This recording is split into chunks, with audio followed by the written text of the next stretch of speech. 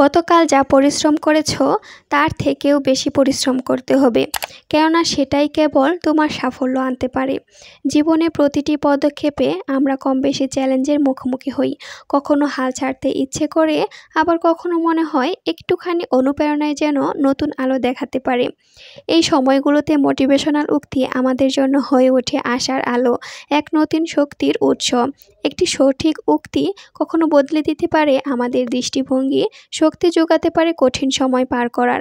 আর এই মোটিভেশনাল উক্তিগুলো আমাদের মনোবল বাড়াতে সাহায্য করে, স্বপ্ন পূরণের পথে আমাদেরকে এগিয়ে যেতে সাহায্য করে।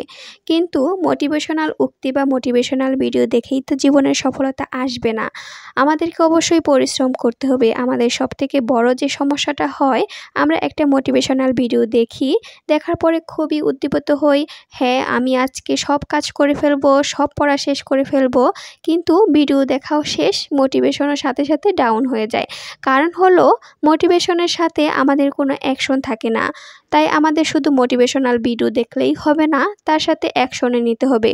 আমার কাছে এমন অনেকেই জিজ্ঞেস করে যে আপু, আমি মোটিভেশনাল ভিডিও দেখি কিন্তু কোনোভাবেই আমার পড়া হচ্ছে না।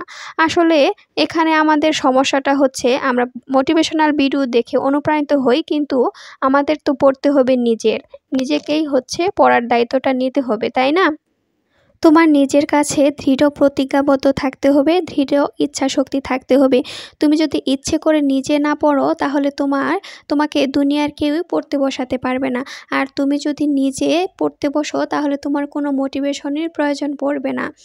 আর যখন দেখবে যে তোমার পড়তে ভালো লাগছে না, মানে টেবিলে বসতে ইচ্ছে করছে না, বা তোমার পড়া অনেক জমে গেছে, এজন্য তুমি ভয় পাচ্ছ, ভয় পেলে চলবে না। তোমাকে মেনে নিতে হবে, হ্যাঁ পড়া জমে গেছে, ইটস ওকে, বাট এখন যেভাবে পারি এটা আমাকে শেষ করতে হবে। এই জন্য কখনোই বড় টার্গেট নিয়ে বসবে না, ছোট ছোট টার্গেট নিয়ে তুমি তোমার পড়াটাকে শেষ করবে। প্রথমে তুমি 20-30 মিনিট মনোযোগ দিয়ে পড়ার একটা টার্গেট নিবে।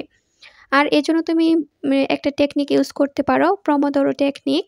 আমার এই প্রমোদোরো টেকনিক নিয়ে একটা ভিডিও আছে, সেটা আমি ডেসক্রিপশনে দিয়ে রাখবো। যদি আমি ছোট্ট করে বলি, তাহলে প্রমোদোরো টেকনিক হচ্ছে এমন একটি টেকনিক যেখানে 25 মিনিট পড়ার পর 5 মিনিটের একটা ব্রেক নেবে, আবার 25 মিনিট পড়ার পর আরেকটা সেশনের তুমি চ্যালেঞ্জ নিবে। এভাবে তোমার যদি দেখো যে 25 মিনিটের বেশি তোমার মনোযোগ থাকছে, তাহলে তোমার ইচ্ছা অনুযায়ী তুমি সময়টাকে বাড়িয়ে নেবে। এভাবে তুমি মনোযোগ সহকারে পড়তে পারো। আর যখন তুমি পড়তে বসবে, তার আগে তুমি টু ডু লিস্ট করে নেবে, মানে ঠিক করে নেবে যে তুমি কি কি পড়তে চাও। যেমন তুমি একটা টপিক পড়তে চাও, সেটা তুমি একটা খাতার মধ্যে লিখে নেবে যে এই টপিকটা আমি এই সময়ের মধ্যে শেষ করতে চাই। তাহলে তোমার কাছে প্রেশার মনে হবে না। ওই টপিকটা তুমি শেষ করার পর আরেকটা টপিক নেবে, তখন দেখবে যে তোমার পড়তে খুবই ভালো লাগছে। এভাবে পড়াশোনায় তুমি মনোযোগ ধরে রাখতে পারো। আর জীবনে কেউই কিন্তু পরিশ্রম, অধ্যবসায়, চেষ্টা ছাড়া সফল হতে পারেনি। তুমি জীবনে সফল হতে পারবে কি না, এটা তুমি নিজেই বুঝতে পারবে। কিভাবে বুঝবে? দেখবে তোমার পড়ার প্রতি কেমন ধৈর্য, তোমার ধৈর্য কি দিন দিন বাড়ছে নাকি কমছে। তোমার কি পড়তে বসলেই বিরক্ত লাগে? যদি বিরক্ত লাগে, তাহলে তুমি কখনোই কিন্তু সফল হতে পারবে না। কিন্তু তোমার পড়ার প্রতি যদি থাকে আন্তরিকতা, ভালোবাসা, এবং পড়ায় যদি তুমি মজা খুঁজে পাও, তাহলে কিন্তু তোমার পড়তে ইচ্ছে করবেই, এবং পড়ার টেবিল ছেড়ে তোমার ইচ্ছেই করবে না।